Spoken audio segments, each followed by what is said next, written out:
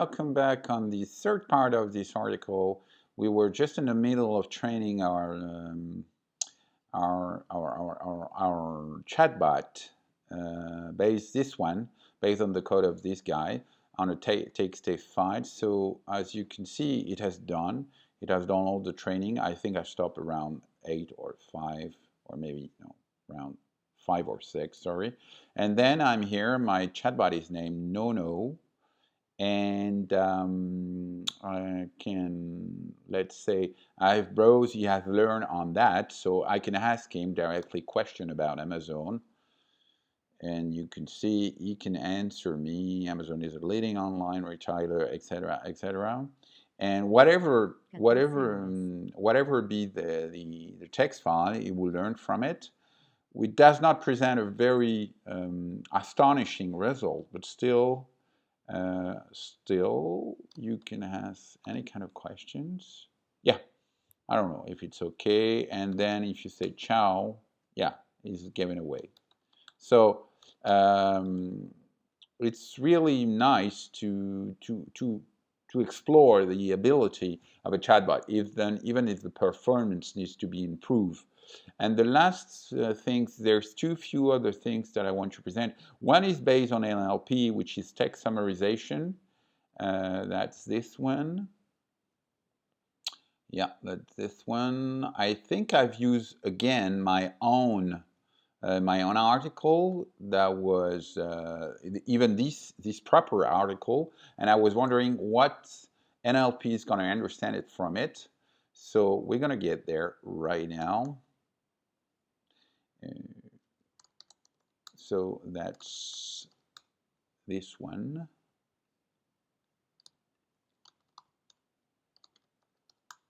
And then I'm going to launch.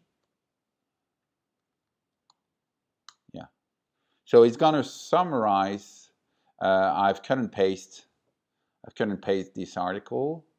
And you can mix it with things that grab. That's why I'm going to present you next time ability to grabbing stuff, because then you can mix between grabbing stuff from all over the web and making summarization even quicker. So I mean, if you read the article, you will know. But I've read my own article, and then I can assure you that. This summary is pretty good. It's pretty good. He's even given some example in this one. And the last one I'm going to present you, because mixed with this kind of NLP things, you can grab some stuff. So I've discovered this library named Scrapping. It's newspaper. You can find the direct link. Okay. And all the code is over there. And I give the instruction every time I can't in Conda, because I'm using Conda. Okay, I'll show you in the first video. So let's say we're gonna work on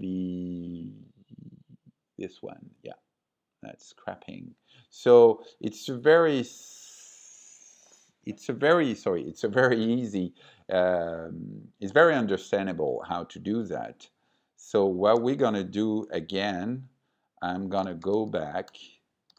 I'm gonna look for inside that scrapping creation. That's it.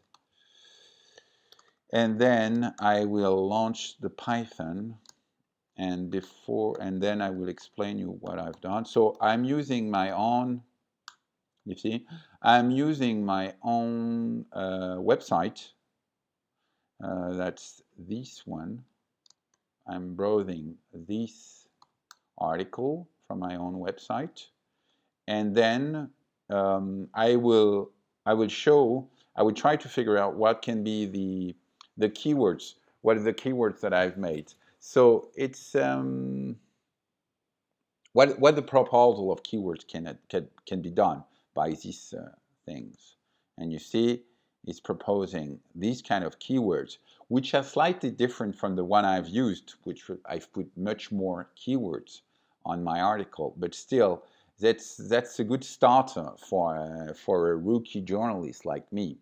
So as a conclusion, because I think I've presented everything, I invite you to discover the code. And also, what I was astonished by the ability of NLP to provide many helpful things on an editorial point of view, which means that NLP should be certainly inside a CMS. And the only question that I have is that how can I leverage from what I call intelligent functionality when you have a CMS built in PHP? And apparently, I don't have the answer, but apparently it seems that you create a separate API in Python and then bridge with PHP. But I was really thinking about redoing the whole CMS in Python, and I guess it should be very interesting. I mean, for the moment, PHP is one of the most popular language, but with these kind of features, Python is really handling the content. So for a content management system, that's pretty obvious that you need to leverage on that. Okay, I hope you enjoy both the reading maybe and maybe this video, and maybe I see you for next article and next tutorial, next overview.